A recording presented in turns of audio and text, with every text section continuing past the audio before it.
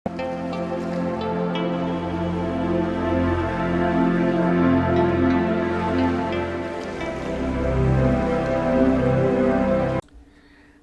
दोस्तों, हम हैं पूर्व जन्म की कहानियों के कथावाचक, past life regression expert, life and leadership coach Hitesh Chhabra. प्यारे दोस्तों, हमारे आज के इस वीडियो के अंदर हम सातारा की रहने वाली एक कॉलेज प्रोफेसर की पूर्व जन्म की कहानी आप सभी के सामने प्रस्तुत करने जा रहे हैं। दोस्तों, ये प्यारी बहन लगभग 35 वर्ष की आयु की एक विवाहित महिला है जो कि अपने पति और अपने 7 साल के बेटे के साथ सातारा के अंदर रहती हैं। सातारा के ही एक इंजीनियरिंग कॉलेज के अंदर ये प्रोफेसर हैं और वहीं जो इनके पति हैं वो सातारा के अंदर ही एक बहुत बड़ी शुगर फैक्ट्री है उसके अंदर किसी बड़े पद के ऊपर नियुक्त हैं। दोस्तों, ये बहन बताती हैं कि वैसे मूल रूप से ये और इनके पति जो हैं, इनके जो परिवार हैं, ये लोग पुणे के रहने वाले हैं।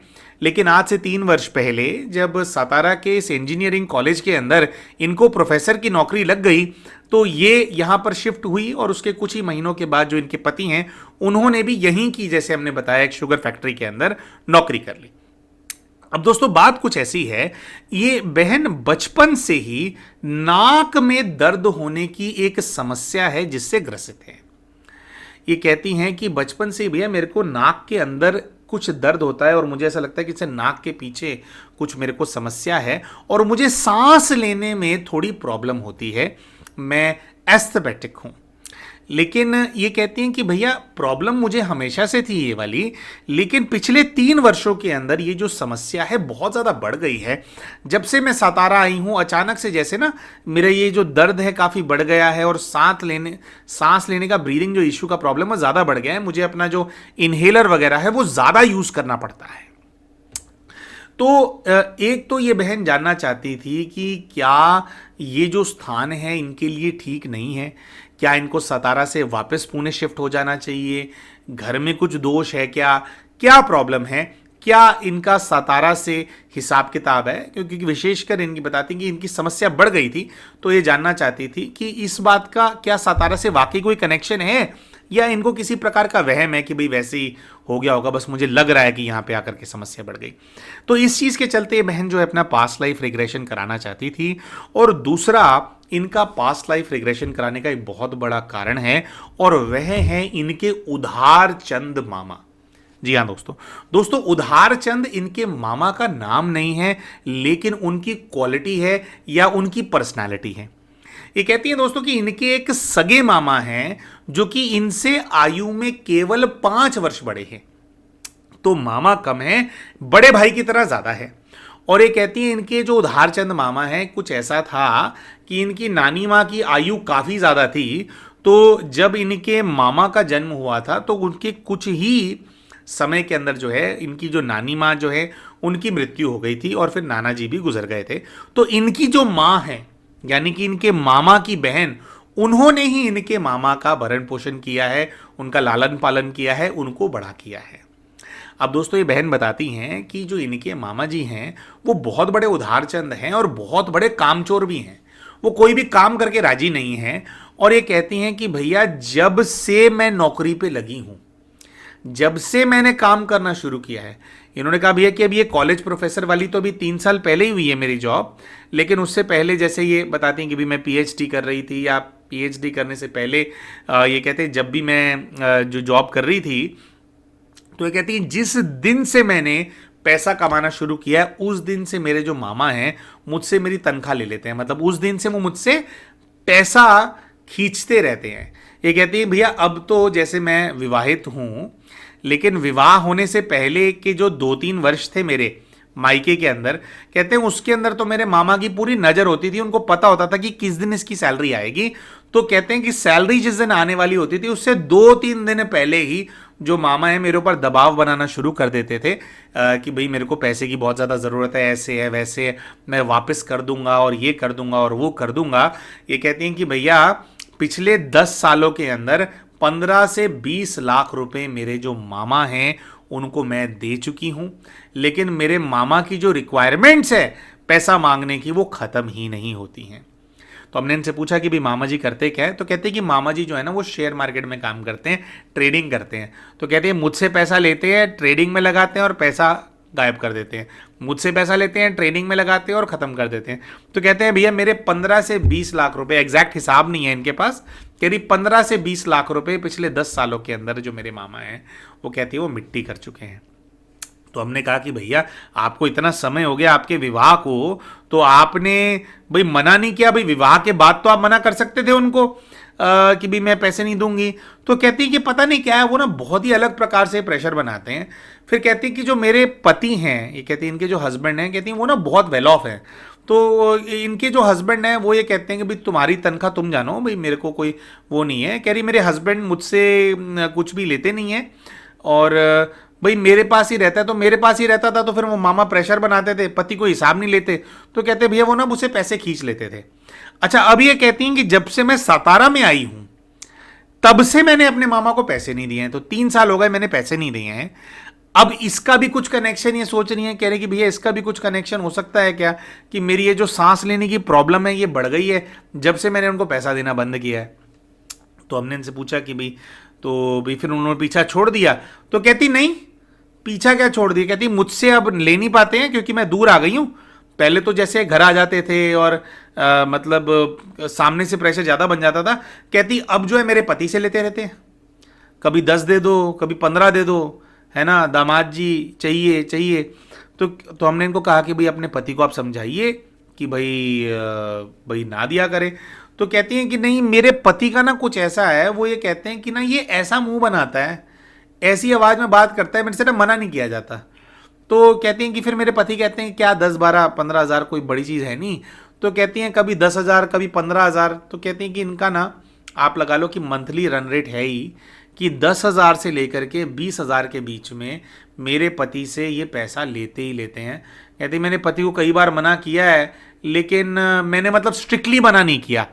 भाई मैंने कहा कि भाई रहने दिया करो, ये ऐसे वैसे है। तो बस कहते पति मेरे मुंह को ही दे देते हैं, या क्या उनका भी उनसे कनेक्शन है। तो कहती है भैया कि पिछले 10 सालों के अंदर जब से मैंने कमाना शुरू किया है, मोटा मोटा 15 लाख रुपए तो मेरे जो मामा हैं वो खींच चुके हैं। और अभी भी कुछ उनको ये रहता है कि भाई जैसे कम ले रहे हैं वो, भाई उनको ज़्यादा से ज़्यादा लेने की होती है। तो ये जानना चाहते थे कि जो इनके मामा हैं उनसे इनका क्या हिसाब किताब है। इसके साथ साथ दोस्तों ये इनकी जो माता जी हैं उनके साथ भी बचपन से इनका जो रिलेशनशिप है वो काफ़ी डिस्टर्ब्ड रहा है। इन्होंने ऐसा बताया कि इनकी माता जी इनको पसंद नहीं करते थे और इनके मामा को तो पालना देते थे इनके माता जी, उसके साथ साथ जो है 2 इनके और भाई हैं। तो ये कहती है कि इनके घर के अंदर ये रिवाज था कि पहले मामा को और अपने दोनों बेटों को माँ खाना देगी, जब वो खा पी करके रज जाएंगे तो जो अगर कुछ बचेगा, जैसे मान लो कोई स्पेशल कभी सब्जी बनाते हैं कुछ वो है, तो पहले वो सब लोग खाएंगे, उसके बाद अगर कुछ बचेगा तो ही मुझे खाने को मिलेगा, वरना मुझे जो है वो अचार के साथ रोटी खिला देगी, कुछ कुछ ऐसा कर देगी। तो माँ हमेशा ये प्रयास करती थी कि मैं बाद में खाऊं। दूसरा, फिर इन्होंने बताया कि इनकी जो माँ हैं उन्होंने इनकी एजुकेशन तो कराई है गवर्नमेंट स्कूल से, और इनके जो दोनों भाई हैं उनको पढ़ाया है कॉन्वेंट स्कूल से। हालांकि वो थोड़ा सा निकम्मी है, कुछ ढंग का कुछ करते नहीं है, छोटा मोटा कुछ काम वगैरह करते हैं, तो जैसे कॉन्वेंट में पढ़ा करके भी कुछ फ़ायदा हुआ नहीं। तो कहती है कि भैया मेरे को गवर्नमेंट स्कूल से पढ़ाया, लेकिन मेरे को पता नहीं क्या था, मुझे कुछ बनना था अपनी लाइफ के अंदर। तो कहती है मैं तो आप लगा लो स्कॉलरशिप्स ले ले करके ही पढ़ी हूँ, जैसे भी करके खुद ही। फिर कहते हैं हर चीज़ में मैंने वो आगे किया। फिर कहते हैं कि फिर मैंने जैसे भी करके मतलब अपनी जो पढ़ाई है उसको किया। पिताजी कहते हैं थोड़ा सपोर्ट करते थे, काफ़ी वो सपोर्ट करने की कोशिश करते थे, लेकिन पिताजी को छुप करके इनको सपोर्ट करना पड़ता था इनकी पढ़ाई वगैरह के अंदर। तो इनकी माँ जो हैं उनसे ये जानना चाहती थी कि इनकी माँ इनसे इतनी नफरत क्यों करती है। अच्छा, नफरत में भी कुछ ऐसा कहती हैं कि ऐसा नहीं है कि माँ अलग से मारती पीटती है या कुछ वो करती है, बस ये कहती है कि मेरी माँ ना मुझसे नाराज़ होने के बहाने ढूंढती रहती है। अगर छोटी सी मान लो मेरी माँ और मेरे बीच में बात कुछ हो जाएगी तो मुझसे 15-15 दिन बात नहीं करेगी, वो बहाना ही ढूंढती रहती है कि मुझसे वो चिढ़ जाए किसी बात से, मुझसे कुछ गलती हो जाए और वो मुझसे बात करना बंद कर दे। तो कहते हैं मैं इस चीज़ से वो डिस्टर्ब रहती हूँ, और मेरे बेटे मेरे बेटे मेरे बेटे और जो मामा है उसको भी मेरा भाई मेरा भाई मेरा भाई यही करती रहती है। तो ये बहन जो हैं अपने पूर्व जीवन के माध्यम से ये भी जानना चाहती थी कि जो इनकी माँ हैं उनका इनके पूर्व के जीवन से क्या कनेक्शन है। तो दोस्तों ये 3 कारण थे जो कि हमने आपको बताया। इनके नाक की और अस्थमा की समस्या, और अस्थमा का जो समस्या है इसका सातारा से कोई कनेक्शन है क्या, दूसरा इनकी माँ का इनके साथ दुर्व्यवहार करना, और तीसरा जो है इनके मामा का इतना बड़ा उधार चंद होना। तो ये तीनों चीजें जो हैं दोस्तों, इनको लेकर के इन्होंने अपना पास्ट लाइफ रिग्रेशन कराया अपने पास्ट लाइफ के माध्यम से, और जो स्पिरिट गाइड का गाइडेंस इनको प्राप्त हुआ उसके माध्यम से अपने सभी प्रश्नों के जो उत्तर हैं ये प्राप्त कर पाई थी, और आगे इनको अपने जीवन के अंदर क्या करना चाहिए इसके बारे में भी इनको काफी क्लैरिटी आ गई थी। तो दोस्तों इन बहन ने अपने पूर्व के जीवन के अंदर क्या देखा इसके बारे में अभी आपको विस्तार में बताएंगे, लेकिन उससे पहले हम शाउट आउट देना चाहेंगे हमारे चैनल के उन व्यूअर को जिन्होंने अभी रिसेंटली हमारे चैनल को एज अ मेंबर ज्वाइन किया है। इनका यूट्यूब के ऊपर यूजर आईडी है पूनम श्रीवास्तव। पूनम जी, आपने हमारे चैनल को एज अ मेंबर ज्वाइन करके हमारी सेवाओं का विस्तार करने में हमारा सहयोग किया है, जिसके लिए हम आपके बहुत बहुत आभारी हैं। प्यारे दोस्तों, अगर आप भी पूनम जी की तरह हमारे चैनल के मेंबर बनना चाहते हैं, हमारी सेवाओं का विस्तार करने में हमारे सहयोगी बनना चाहते हैं, तो हमारे इसी वीडियो के नीचे आपको एक ज्वाइन बटन नजर आ रहा होगा, उसका इस्तेमाल करके आप भी हमारे चैनल की मेंबरशिप के लिए ऑप्ट कर सकते हैं। इसी के साथ साथ दोस्तों एक दूसरा इंपॉर्टेंट अपडेट आप सभी के साथ हम साझा करना चाहते हैं। दोस्तों पिछले 1.5 वर्षों के अंदर हमारी जो चैनल है इसके ऊपर हमने पास्ट लाइफ रिग्रेशन से संबंधित बहुत सारे वीडियोस को पोस्ट किया, और इसी के दौरान दोस्तों लगभग 100 से 150 ऐसे रिक्वेस्ट हमारे पास आए जिसके अंदर भाई बहन जो हैं वे पास्ट लाइफ रिग्रेशन को कंडक्ट करना सीखना चाहते थे। दोस्तों किन्हीं कारणों की वजह से हम पास्ट लाइफ रिग्रेशन को जो सिखाने के लिए जो कमिटमेंट चाहिए वो दे नहीं पा रहे थे, इस कोर्स को हम कंडक्ट नहीं कर पा रहे थे। लेकिन आप सभी को ये जान करके बहुत बहुत खुशी होगी कि आने वाले 1 हफ्ते के अंदर हम अपने चैनल के ऊपर एक वीडियो पोस्ट करेंगे जिसके अंदर हम डिटेल में बताएंगे कि किस प्रकार से आप पास्ट लाइफ रिग्रेशन को हमसे सीख सकते हैं। दोस्तों इस काम को, पास्ट लाइफ रिग्रेशन की इस एक्टिविटी को अच्छे से आप सभी लोगों को सिखाने के लिए हम एक 2 महीने लंबा कोर्स जो है उसको लॉन्च करने वाले हैं। इन 2 महीनों के अंदर आपको थ्योरेटिकल नॉलेज भी दी जाएगी, आपको प्रैक्टिकल एक्सपीरियंस भी गेन करने में मदद की जाएगी, बहुत सारे आपके डाउट्स क्लियर किए जाएंगे, बहुत सारे क्वेश्चन एंड आंसर के सेशन आपके लिए कंडक्ट किए जाएंगे, और इसके अंदर न केवल आपको ये बताया जाएगा कि कमेंट्री करके कैसे किसी व्यक्ति को पास्ट में भेजा जाता है, लेकिन ये कार्य करने के लिए जिस गहराई की ज़रूरत है, आवश्यकता है, जो सामने वाले व्यक्ति की मदद करने के लिए, उसकी साइकोलॉजी को समझने के लिए जो आपको स्किल्स चाहिए, जो आपकी सोच होनी चाहिए, जो आपकी समझ होनी चाहिए, उसको डेवलप करने में आपकी सहायता की जाएगी। इसके साथ साथ दोस्तों इस काम के अंदर एक विशेष बात यह है कि पास्ट लाइफ रिग्रेशन करना तो एक टास्क है ही, लेकिन उसके साथ साथ जो मेन बात है वह ये है कि जब भी हम किसी व्यक्ति का पास्ट लाइफ रिग्रेशन करते हैं तो एनर्जी के लेवल पे हम उससे कनेक्ट हो जाते हैं, जिसका मतलब यह होता है कि उनके ऊपर जिन नेगेटिव एनर्जीज का प्रभाव होता है वो नेगेटिव एनर्जीज हमारे जीवन को प्रभावित करती हैं, हमारी सेहत को प्रभावित करती हैं, हमारी एनर्जी को पूरी तरह से हिला करके रख देती हैं। तो ऐसे के अंदर आप खुद को कैसे मैनेज करेंगे, खुद को कैसे प्रोटेक्ट करेंगे, और कैसे न केवल पास्ट लाइफ रिग्रेशन को कंडक्ट करेंगे। मतलब ऐसा नहीं होना चाहिए कि 4-5 दिन आपने किया, 1 महीना आपने किया, फिर आप पर इतना प्रभाव आ गया कि 1 महीने के अंदर ही बस हो गई, आपने जयराम जी की कर दिया। तो ऐसा न हो, और कैसे आप खुद को वाकई इस फील्ड के अंदर सस्टेन कर सकते हैं, अपने आप को जो है फाइनेंशियली भी स्टेबल कर सकते हैं, और एनर्जी के लेवल पे भी खुद को कैसे सशक्त रख सकते हैं, इसके ऊपर एक डिटेल्ड कोर्स जो कि लगभग 2 महीना चलेगा, वो बहुत ही जल्द हम लॉन्च करने वाले हैं। और 1 हफ्ते के अंदर कैसे एग्जैक्टली क्या क्या उसके अंदर कवर होगा और कैसे आप उसके लिए एनरोल कर सकते हैं, इसकी जानकारी भी अपने चैनल पे पोस्ट करने वाले हैं। आइए दोस्तों अब बात करते हैं कि इन बहन ने अपने पूर्व के जीवन के अंदर क्या देखा और इनके अभी की लाइफ से इनके पूर्व के जीवन का क्या कनेक्शन निकल करके सामने आया। तो सबसे पहले तो दोस्तों जैसा कि होता है कि आसपास का जो माहौल है, कौन सी जगह पर है, उसको आइडेंटिफाई करने का प्रयास किया जाता है। तो जब ये नीचे की तरफ देखते हैं, इनको कच्ची ज़मीन नज़र आती है, ऊपर की तरफ देखते हैं तो खुला आसमान है और दोपहर का समय है। नीचे घास सी इनको फील हो रही होती है पैरों के नीचे, और आसपास देखते हैं तो कहते हैं कि जंगल जैसी फीलिंग आ रही है, जंगल जैसा है। पैरों की तरफ देखते हैं तो पैर इनको नंगे पैर नजर आते हैं। थोड़ा सा ध्यान ऊपर लेकर के जाते हैं तो सफ़ेद रंग की इन्होंने धोती पहनी हुई है, और कमर से ऊपर देखते हैं तो कोई वस्त्र इन्होंने नहीं पहने हुए हैं, लेकिन एक जनेऊ पहना हुआ है, जनेऊ इन्होंने धारण किया है। सर के ऊपर इनको सफ़ेद रंग की पगड़ी भी नजर आती है, और चेहरे के ऊपर सफ़ेद रंग की मूछें।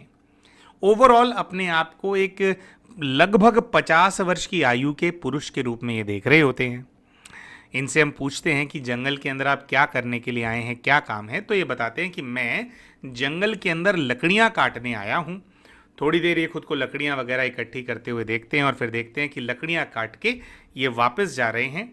और वापस जब ये जाते हैं तो इनको नज़र आता है कि जैसे ये एक झोपड़ी के अंदर पहुंचे हैं, और झोपड़े के अंदर एक चूल्हा है, जिस चूल्हे के पास जो है एक महिला बैठी हुई है, एक औरत बैठी हुई है, जिसने पीले रंग की, ये बताते हैं कि साड़ी उसने पहनी हुई है, और वो चूल्हे के ऊपर कुछ पका रही है। महिला की तरफ देखते हैं तो लगभग 40 से 45 वर्ष की आयु की महिला नज़र आती है, और कहते हैं कि ये जो है मेरी पत्नी है। और पत्नी से हम जब पूछते हैं कि भाई क्या है, कैसे है, तो ये फीलिंग कैसी आती है उनको देख करके, तो ये बताते हैं कि इनसे रिश्ता मेरा बहुत अच्छा है, और घर के अंदर इनको एक 20 वर्ष की आयु का पुत्र नजर आ रहा था जो कि अविवाहित है। तो हम इनसे पूछते हैं कि भाई पुत्र क्या कर रहा है या क्या काम करता है, तो ये थोड़ा बहुत पहले तो अपना रिलेशनशिप जो है थोड़ा फील करते हैं उससे, तो इनको थोड़ा सा एक खिज जैसा महसूस होता है। वो जो लड़का है उससे कुछ डिस्टर्ब्ड हैं ये, इनको ऐसी फीलिंग आती है। और ये कहते हैं कि जो वो लड़का है 20 वर्ष की आयु का, वो कुछ मजदूरी करता है, किसी गांव के अंदर मजदूरी जा कर के करता है, और हम गांव के अंदर रहते हैं ये बोल रहे हैं। और कहते हैं कि मेरा एक छोटा सा खेत भी है, उसके अंदर मैं थोड़ा बहुत सब्जियां वगैरह उगा लेता हूँ। जब हम स्थान का पूछते हैं तो ये कहते हैं कि भाई मैं राजस्थान में कहीं हूँ, राजस्थान का इनको फीलिंग आ रही होती है। और जब हम इनसे पूछते हैं कि भाई जो बड़ा वाला लड़का, ये जो लड़का है, इससे आपको ये खिज सी क्यों मच रही है, आपको थोड़ा चिढ़न वाला क्यों आपको फीलिंग आ रही है, तो जब हम इनसे प्रश्न पूछते हैं तो इनको एक और इनका बेटा है उसकी स्मृति इनको आती है। कहते हैं कि मेरा एक दूसरा बेटा भी है जो कि लगभग 15 वर्ष की आयु का है, और जो 15 वर्ष की आयु का लड़का है मैं उससे बहुत प्यार करता हूँ। तो मैं इनसे पूछते हैं 15 वर्ष की आयु के लड़के से प्यार करते हो, 20 वाले से नहीं? तो ये कहते हैं कि हाँ, क्योंकि वो थोड़ा नाकारा है, वो पढ़ने लिखने के अंदर बिल्कुल भी उसका मन नहीं लगता था, आज देखो मजदूरी कर रहा है। वहीं जो मेरा छोटा बेटा है, ये कहते हैं कि वो स्कूल में जाता है, स्कूल में उसका जो उसके मास्टर जी हैं बहुत तारीफ करते हैं। और आगे चल करके दोस्तों कुछ इनको ऐसा दृश्य नज़र आता है कि जो छोटा वाला बेटा है जो कि स्कूल गोइंग था, जिसको स्कूल में मन लगता था, उसकी आगे चल करके किसी प्रकार की सरकारी नौकरी भी लग गई है। ये कहते हैं कि बड़े वाले का पढ़ने में मन नहीं लगता, और थोड़ा सा इनको ऐसा नज़र आता है कि जो मेरी पत्नी है और जो मैं हैं, हम छोटे वाले बेटे को ज़्यादा रिगार्ड देते हैं, क्योंकि एक प्रकार से मुझे प्रॉपरली सहयोग जो है छोटे वाला बच्चा ही करता है। बड़े वाला लड़का कभी मजदूरी करता है, कभी नहीं करता, जब उसका मन होता है तब काम करता है, जब नहीं होता तो नहीं करता। तो कहते हैं कि साल में अगर मान लो 10 दिन का काम है तो बड़े वाला लड़का 3 दिन काम करेगा और 7 दिन जो है घर के अंदर बैठा रहता है। आगे देखते हैं कि भाई इनको नज़र आता है कि भाई जो छोटे वाला बच्चा है वो नौकरी के बाद शहर चला गया, लेकिन वहाँ से वो रुपया पैसा हमेशा भेजता रहा। बड़े वाला हमेशा इनके पास रहा, और हमेशा एक प्रकार से जो बेटा है उसकी जिम्मेवारी इन्हीं को निभानी पड़ी। उसके खर्चे पानी के लिए भी हमेशा से हमेशा मतलब जो है यही लोग जो है जिम्मेवार जो है रहे। बड़े बेटे को एक प्रकार से इन्हीं लोगों को पालना पड़ा, इनको और इनकी पत्नी को। तो पूरे जो इनका जो जीवन है इसके अंदर हम और भी कई सारी जो चीज़ें हैं वो जानने का प्रयास करते हैं, कैसा रिश्ता है, क्या है, कैसे है, और कुछ प्रॉब्लम तो नहीं आई। तो बस इनको ऐसा दिखाई देता रहा कि बस हाँ गुजारा सा चलता रहा, और जो बड़ा वाला बेटा है उससे टसल चलता रहा, क्योंकि वो लेने वाली ज़्यादा औलाद है, देने वाली कम है। और देखते देखते हम इनसे पूछते हैं कि भाई कुछ बहुत दर्दनाक हुआ या ऐसा कुछ हुआ इस जीवन के अंदर कि भी कोई जिससे कोई आपके आज की लाइफ का कोई कनेक्शन हो, तो इनको एकदम से अपना डेथ सीन नजर आने लगता है। अपने डेथ सीन के अंदर ये देखते हैं कि ये पानी के अंदर डूब रहे हैं, और जिस समय ये पानी के अंदर डूब रहे हैं उस समय ये लगभग 75 वर्ष की आयु के बुजुर्ग हो गए हैं। काफी इनकी एज हो गई है। एक तालाब के बीच में मैं डूब रहा हूं, ऐसा ये कहते हैं। सांस लेने में मुझे बहुत दिक्कत हो रही है, बहुत मेरे को तकलीफ हो रही है। अब ये देखते हैं और देखते देखते जो है इनका ये जो दृश्य है वो गायब हो जाता है। इनके सामने से जो सारा दृश्य है वो चला जाता है। हम इनसे काफ़ी पूछने का प्रयास करते हैं कि भाई किसी ने क्या आपको तालाब के अंदर फेंक दिया है, क्या किसी ने आपको मार दिया है, ऐसा कैसे है, 75 साल के हो, तालाब में कहाँ से पहुँच गए। तो काफ़ी प्रयास करते हैं तो इनको जो है एग्जैक्टली फीलिंग नहीं आती कि किसी ने इनको मारा है। तो थोड़ा सा हम इस चीज़ को ऐसा अज्यूम करते हैं कि शायद जैसे गांव के लोग होते हैं, तालाब है, तैरने वगैरह के लिए गए होंगे, उसके बीच में कभी मान लो कोई तबीयत खराब हो गई होगी तो फिर जो है बॉडी के मोटर फंक्शंस जो हैं वो खराब हो गए होंगे, कुछ ऐसा हो गया होगा कि अपने आप ही कुछ एक्सीडेंट हो गया होगा जिसके चलते जो है ये तालाब के अंदर जो है डूब करके मर गया। अब जो तालाब है उसका पानी बहुत ठंडा था, और ये कह रहे थे कि भी जिस समय मेरी ये मृत्यु हो रही है तो वो सारा जो है मेरी सांसों के अंदर भरता जा रहा है, और बहुत ज़्यादा मैं अनईजी फील कर रहा हूँ। पूरा जैसे मेरे फेफड़े जो हैं वो पानी से भर गए हैं, और घुटन से जो है मेरी मृत्यु हो गई है। अब दोस्तों ये जो मृत्यु हो गई और इसका क्या कनेक्शन है इसके बारे में भी आपको हम बताएंगे। उससे पहले जो सारे कैरेक्टर्स इनको यहाँ पे अभी तक नजर आए उसके बारे में बता देते हैं। दोस्तों अपने इस जीवन के अंदर 2-3 कैरेक्टर्स ही नजर आए थे। एक तो इन्होंने खुद को देखा पुरुष के रूप में, घर गए तो एक पत्नी इनको नजर आई थी जिस पत्नी के साथ रिलेशनशिप बहुत अच्छा था, बहुत प्रेम की इनके आपस में परस्पर जो भावना थी। जो पत्नी है वो इनको अपने इस जीवन के पति के रूप में नजर आई। इस जीवन के रूप में, इस जीवन में जो इनके पति हैं वो भी बहुत सहयोगी हैं, और पिछले जीवन में जो पत्नी है वो भी बहुत सहयोगी फील हो रही थी। बहुत अच्छा रिश्ता था। 2 बेटे इनको नजर आए थे, एक लायक, एक नालायक। जो लायक वाला छोटा बेटा इनको नजर आया था वो इनको अपने इस जीवन के जो इनका सगा बेटा है जो कि 7 वर्ष की आयु का है, उसी को ही इन्होंने अपने पिछले जीवन में उस पुत्र के रूप में देखा जो कि पढ़ने में अच्छा था, जिसकी सरकारी नौकरी लग गई थी, जो कि बाद में दूर रहने लगा था लेकिन हमेशा माता पिता को खर्चा पानी भेजता रहा, और जो है आता भी रहता था मिलने के लिए इनसे। एक जो दूसरा बेटा दोस्तों इनको नजर आया था जो कि इन्हीं लोगों के ऊपर डिपेंडेंट था, जो कामचोर था, जिसका काम करने का मन नहीं करता था, उसको दोस्तों इन्होंने अपने इस जीवन के उधारचंद मामा के रूप में देखा। इस जीवन में जो इनके उधारचंद मामा है, जो अभी भी इनसे और इनके पति से उधार लेते रहते हैं, जिनको उधार इन्होंने तो देना बंद कर दिया, इन्होंने देना बंद कर दिया तो इनके पति से उन्होंने लेना शुरू कर दिया।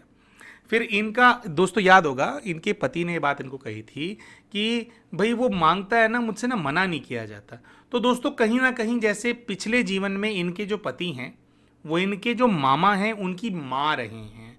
तो एक वो जो अंदर से एक वो कनेक्शन होता है ना माँ बेटे का, कि भाई बेटा तंग भी करता है तो भी माँ जो है वो देख नहीं पाती है बच्चे को अपनी तकलीफ के अंदर। तो शायद कहीं ना कहीं इनके पति के अंदर वो इमोशन जाग जाता है, और आज भी जो इनके मामा जो हैं वो पैसा जो है खींचते रहते हैं। पिछले जीवन में भी ऐसा ही था कुछ। पिछले जीवन में इन लोगों के पास पैसे की कमी थी तो जितना था उसमें से वो खाता रहता था, और इस जीवन के अंदर अच्छा खासा है। तो जैसा कि हमने बताया 15,000 रुपये महीने का इनके जो मामा है उनका एवरेज है इन लोगों के घर से पैसा लेने का। तो दोस्तों ये जो सब कुछ नज़र आया तो इनको फिर इनके स्पिरिट गाइड के पास भेजा गया। स्पिरिट गाइड से हमने पूछा इनके माध्यम से कि भाई ये जो मामा पिछले जीवन में नजर आया, इस जीवन में हमने देखना था कि क्यों वो करता है। तो ये तो पिछले जीवन के अंदर भी थोड़ा कोई बहुत अच्छा तो रोल दिखाई नहीं दिया, पिछले जीवन में भी थोड़ा बोझ सही था, तो ऐसा क्या है। तो इनके स्पिरिट गाइड ने कहा कि किसी और चीज को दिखाने के लिए इस जीवन में भेजा था। जो मामा से हिसाब किताब है उसके लिए और पीछे जाना पड़ेगा, और पीछे के एक जीवन में भेजूंगा। उन्होंने ये बताया कि इस जीवन में इसलिए भेजा क्योंकि जो इन्होंने दृश्य देखा पानी में डूब के मरने का, उन्होंने कहा क्योंकि तुम पानी के अंदर डूब करके मर गए थे इसी वजह से तुम्हारे को अस्थमा है। तुम्हारे पूर्व जीवन की वो जो जिस समय तुम्हारी मृत्यु हो रही थी उसका ट्रॉमा है तुम्हारे ऊपर, ट्रॉमा तुम्हारे साथ आया है, और उस ट्रॉमा की वजह से ही ये जो बीमारी है तुम्हारे शरीर में, जो सांस की प्रॉब्लम है और ये जो नाक जो है जो तुम्हारा दर्द करता रहता है, उसकी वजह से ही जो ये प्रॉब्लम है ये बढ़ गया है। मतलब उसी की वजह से ये प्रॉब्लम है। अच्छा, और इनसे पूछा गया कि भाई अच्छा, स्पिरिट गाइड ने ये भी बोला कि अब तुमने जो इस चीज़ को देख लिया है तो तुम्हारी ये तकलीफ जो है बहुत ही जल्द खत्म हो जाएगी, बहुत ही तुम्हारे को रिलीफ मिल जाएगा, इनके गाइड ने खुद बोला। साथ में दोस्तों इनके जो गाइड हैं, गाइड जब भी होते हैं तो उनसे ना कई प्रश्नों के उत्तर लेने का प्रयास किया जाता है। तो इनके गाइड से इनकी माँ के बारे में भी पूछा कि चलिए ठीक है, मामा के बारे में आप कह रहे हैं, अभी और पीछे जाएंगे, इनकी माँ का क्या हिसाब किताब है, माँ नजर नहीं आई क्या, माँ का भी हिसाब किताब पिछले जीवन में जा करके देखेंगे। तो दोस्तों इनके गाइड ने कहा कि इनकी माँ के साथ इनका ज्यादा कोई हिसाब किताब नहीं है, थोड़ा बहुत है। जिस प्रकार से इनकी माँ ने इनको ट्रीट किया वैसा थोड़ा बहुत ट्रीटमेंट इन्होंने पिछले किसी जन्म में अपनी माँ के साथ किया है, थोड़ा बहुत, उतना नहीं किया जितना इनकी माँ करती हैं। लेकिन इनके गाइड ने कहा कि इनकी माँ का जो बिहेवियर है वो इस वजह से नहीं है क्योंकि इन लोगों का कोई हिसाब किताब है। उन्होंने कहा कि जो इनकी माँ है उसकी अपनी अपब्रिंगिंग इसी प्रकार की हुई है। इनकी माँ जब छोटी थी इसी जन्म के अंदर, तो उन्होंने अपने पेरेंट्स से जो चीज़ फेस करी, जो चीज़ उन्होंने झेला, जो उनके साथ हुआ, उसी चीज़ को उन्होंने आगे दिया। और इनकी माँ जो है वो पढ़ी लिखी नहीं है, तो उसके अंदर ये समझ नहीं थी कि उसके साथ जो हुआ आगे उसको अपनी बेटी के साथ नहीं करना चाहिए। तो अपने एक प्रकार से गाइड ने कहा कि अपने कम बुद्धि होने की वजह से, कम दिमाग वाले मनुष्य होने की वजह से, कम मच्योर होने की वजह से तुम्हारी माँ ने तुम्हारे साथ ऐसा किया है, कोई ऐसा हिसाब किताब नहीं चलता आ रहा है। और गाइड ने विशेषकर यहां कहा कि तुम्हें अपनी माँ को माफ करना होगा, अगर तुम अपनी माँ को माफ नहीं करोगी तो यह हिसाब बन जाएगा आगे। इनके गाइड ने कहा just forgive her and move forward. पुराना कोई बहुत ज्यादा हिसाब किताब नहीं है, ये बस उनका अपना ही है, ये एक प्रकार से जैसे उनकी अपनी ही छोटी बुद्धि है, बस इसी के लिए। तो उनको माफ करो और आप जो है आगे बढ़ो। अब दोस्तों क्योंकि इनके मामा जो हैं, अच्छा, तो यहाँ पे जो इनको ये जो सांस वाली प्रॉब्लम है उसका आंसर इनको मिल गया कि कहाँ से वो चीज़ आ रही है। दूसरा जो इनकी माँ है उसके बारे में भी गाइड ने क्लैरिटी दे दी कि भैया कुछ खास वो नहीं है। लेकिन जो मामा वाला जो एक वो है, तो मामा वाला अभी भी रह गया था। तो इस चीज़ के चलते दोस्तों इनको एक दूसरे पास्ट के लाइफ के अंदर भेजा गया, और अपने दूसरे पास्ट के लाइफ में अभी हम आपको बताएंगे कि इन्होंने किस प्रकार का जो जीवन है उसको अनुभव किया। तो दोस्तों जब दूसरा वाला जीवन ये देखते हैं तो दूसरे वाले जीवन के अंदर इस बार ये अपने आप को एक महिला के रूप में ही देखते हैं, जो कि लगभग 30 से 35 वर्ष की आयु की है। महिला जो कि विवाहित है, उसने घाघरा चोली पहनी हुई है, और एक घर उसको दिखाई दे रहा है, इनको दिखाई दे रहा था, जो कि पक्का घर है, एक पक्के बड़े घर के अंदर ये हैं। काफ़ी बड़ा घर इनको नज़र आ रहा होता है। घर के अंदर हम इनसे पूछते हैं कि और कौन लोग हैं, तो ये कहते हैं कि पूरा भरा पूरा परिवार है। अभी मुझे 4-5 सदस्य जो है नज़र आ रहे हैं। इनको पूर्व के जीवन में एक ससुर नज़र आते हैं घर के अंदर, एक सास नज़र आती हैं, इनको अपना एक पति नज़र आता है, और इनको ऐसा नज़र आता है कि इनकी एक बेटी है और एक बेटा भी है। हम इनसे पूछते हैं कि भाई घर पे कैसा माहौल है, किससे कैसा रिश्ता है, तो ये ऐसा बताते हैं कि जो इनके पति हैं, पति से किसी बात को लेकर के नाराजगी चल रही है, किसी बात को लेकर के ये अपसेट है। तो हम इनसे पूछते हैं कि क्या है, कैसे है, तो धीरे धीरे अपने मन के भाव सामने प्रकट करने लगते हैं। ये कहते हैं कि मैं अपने पति से बात नहीं कर रही हूं, बात बात पे मैं उससे लड़ाई करती हूं। हम पूछते हैं क्यों लड़ाई करते हो, ये कहते हैं because he is having an affair with another lady, उनका चक्कर चल रहा है। तो कैसे चल रहा है, क्या चल रहा है, धीरे धीरे चीज़ें खुलती हैं। ये कहती हैं कि मेरे जो पति हैं वो ज़मींदार हैं और उनके कई औरतों के साथ संबंध हैं। मैं उनसे लड़ती रहती हूँ, मैं उनसे बार बार कहती हूँ कि तुम ये नहीं कर सकते, ये गलत है, मैं कुछ भी सह लूँगी, तुम्हारी बार भी सह लूँगी, लेकिन ये नहीं सहूँगी। लेकिन वो मेरी बात सुनता नहीं है। ये कहता है कि ये कहते हैं कि मुझे बहुत गुस्सा है अपने पति के ऊपर, और अपने पति के ऊपर जो मेरा गुस्सा है उसके चलते मेरे जो सास ससुर हैं मैं उनकी कुछ ज़्यादा सेवा नहीं करती हूँ। मुझे एक गुस्सा है अंदर कि एक ऐसा आदमी जो कि मुझे धोखा दे रहा है, मैं उसके माता पिता की सेवा कैसे कर सकती। तो कहते हैं कि मैं बहुत अलग अलग रहती हूँ सभी लोगों से, और मेरी जो बेटी है और जो मेरे बच्चे हैं, मेरे बच्चे थोड़ा एक मेरे से एक्सपेक्टेशन रखते हैं कि भी मैं उनका ध्यान रखूं, क्योंकि पति को तो किसी की भी परवाह नहीं है। तो ये कहते हैं कि मैं ऐसी हो गई हूं कि मेरा ना सबसे एक डिस्टेंस सा है, और मेरे बच्चों को भी मैं बहुत ज़्यादा प्यार नहीं करती हूँ, क्योंकि मैं इस बात से बहुत ज़्यादा अपसेट हूँ कि मेरे जो पति हैं उनका जो ये अफेयर्स उनके चल रहे हैं, और मैं कहते हैं मैं हर वक्त डिस्टर्ब सी रहती हूँ। तो हम इनसे पूछते हैं कि भाई फिर क्या है, कैसे हो रहा है आगे। तो फिर आगे का ये दृश्य देखते हैं, थोड़ा उसी जीवन के फ्यूचर में जाते हैं। तो ये बताते हैं कि अब जो मेरे सास ससुर है उनकी मृत्यु हो गई है, और उनकी मृत्यु होने के बाद जो मेरा पति है वो इन औरतों को जिनके साथ उसका अफेयर है उनको घर भी लाने लगा है, और मुझे वो घर लाने लगा है। तो मैं इस चीज़ को बिल्कुल भी झेल नहीं पा रही हूँ। और फिर ये देखती हैं कि गुस्से में मैं एक रात को कुछ पोटली बांध रही हूँ, जो तिजोरी है उसको मैंने खोला है। तिजोरी के अंदर ये कहती है किलो के हिसाब से सोना है, गहने ही गहने हैं। तो जितने भी गहने हैं मेरे पति के, ये कहती हैं मतलब हमारे घर के, हमारे परिवार के, कहते हैं मैंने सारे गहनों को एक पोटली के अंदर डाला, और कुछ सिक्के हैं, कुछ रुपया है, इनको इस प्रकार से नजर आ रहा था। तो जितना भी धन है, ये कहती है मैंने उसको एकत्रित किया है, और वो लेकर के मैं अपने दोनों बच्चों के साथ कहीं निकल गई हूँ। एक प्रकार से मेरे पति की जितनी भी ये जो मनी के फॉर्म में जितनी धन होता है, जो घर का सारा पैसा है, कहते हैं मैं वो सारा लूट करके एक प्रकार से निकल गई। लूट करके तो क्या, अपना ही था, पर कह रही मैं लेकर के निकल गई हूँ। और मैं चाहती हूँ कि मेरे को ये कभी भी ढूंढ ना पाए, मैं बहुत दूर निकल जाना चाहती हूँ। आगे बोलते हैं कि मेरा पति जो है वो मुझे ढूंढने के लिए निकला है, और मैं गहने लेकर के जा रही हूँ। तो इनको रास्ते में नजर आता है कि जैसे गहने लेकर के जा रही हैं, तो दोनों बच्चे इनके साथ हैं, सामान इनके साथ है, और सामने से ये कहती है कि इनको लुटेरे मिल गए हैं।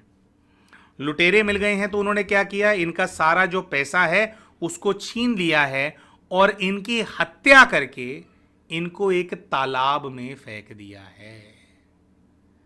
इस जीवन के अंदर भी मृत्यु तालाब के अंदर हो रही है, लेकिन तालाब में गिरने से पहले ही जो है इनकी जो प्राण हैं वो चले गए थे। इनका गला रेत करके जो लुटेरे हैं उन्होंने इनको मार दिया है, सारा पैसा छीन लिया है, इनकी लाश को तालाब में फेंक दिया है। लेकिन जो लुटेरे हैं उन्होंने बच्चों को कुछ नहीं किया।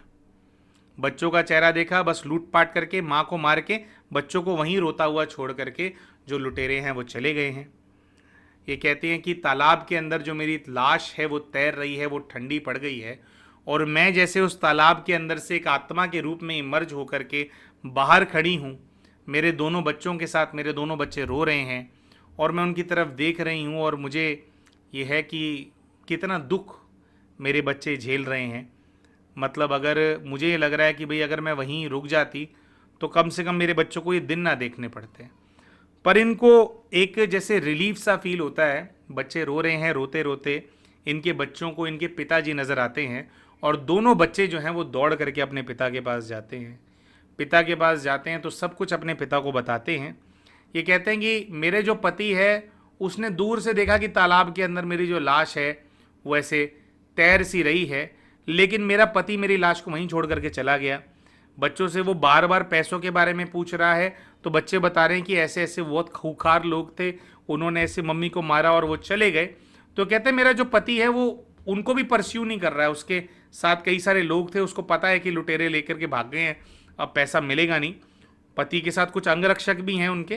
तो कहते हैं कि मेरा पति जो है उसने अपने अंगरक्षकों को बोला है कि इसको बाहर निकाल लो, मैं जा रहा हूँ, इसकी लाश को हवेली पर ही लेकर के आओ। तो कहती है वो दोनों बच्चों को लेकर के हवेली पे चला गया है। और फिर आगे क्या हुआ, आगे कैसे उसने बच्चों को संभाला नहीं संभाला, ये तो खैर ये नहीं देख पाए। लेकिन इनको ये दिखाई दिया कि इनके पति को ज़रा सा भी इस बात का मलाल नहीं है कि उनकी जो पत्नी है उसकी मृत्यु हो गई है या उसको किसी ने मार दिया है। कह रहे पति के मन में यही चल रहा है कि इस औरत ने मुझे बर्बाद कर दिया, मेरा सारा पैसा सारा सोना लुटवा दिया। ये कहते हैं कि मेरा पति जो है जब मेरी चिता को अग्नि दे रहा है उस समय भी उसकी माइंड में यही चल रहा है कि मेरा पैसा सारा जो है वो इसने बर्बाद करवा दिया, सारा पैसा बर्बाद करवा दिया इसने। तो कहते हैं कि एक ऑब्सेस्ड रहा वो इस चीज से, पैसों को लेकर के शौक में चला गया वो। मैं मर गई हूं उस चीज का शौक नहीं है उसको, पैसों का शौक है कि जो मेरे पैसे हैं उसको बर्बाद कर दिया, एक प्रकार से सदमे के अंदर जो है वो चला गया। आगे फिर जो है फिर यहाँ पे जो है दोस्तों जो दृश्य है फिर से जो है ख़त्म हो जाता है, ये वाला जीवन भी जो है वो जो है संपन्न हो जाता है। और फिर जैसे प्रोसेस होता है दोस्तों कि ये वाला जीवन देखने के बाद एक बार फिर से जो है इनके गाइड के पास इनको भेजा जाता है।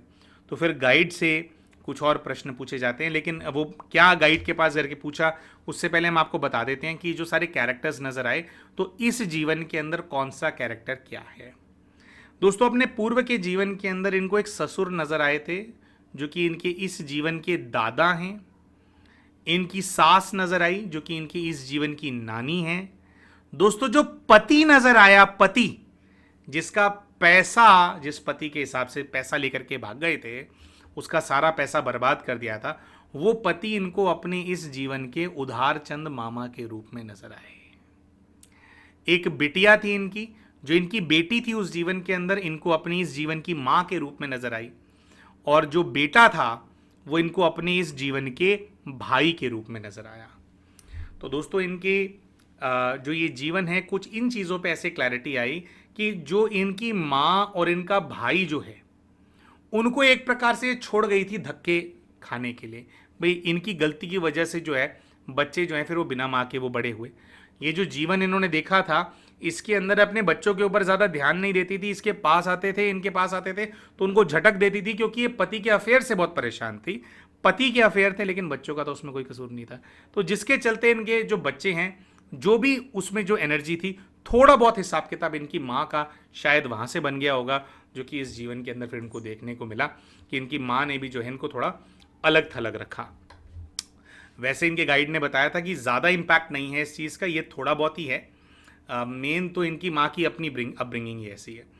अच्छा, फिर जो इनके पति हैं, पति का जो सारा पैसा जो ये लेकर के इन्होंने खराब करवा दिया, भाई इनके अपने काम भी नहीं आया ना बच्चों के काम आया ना इनके अपने काम आया, और पति को ज़िंदगी भर यही लगता रहा कि मेरा सारा पैसा जो है उसने लुटवा दिया था, मतलब कि पूरा लुटेरों से मेरा बर्बाद करवा दिया था सारा पैसा।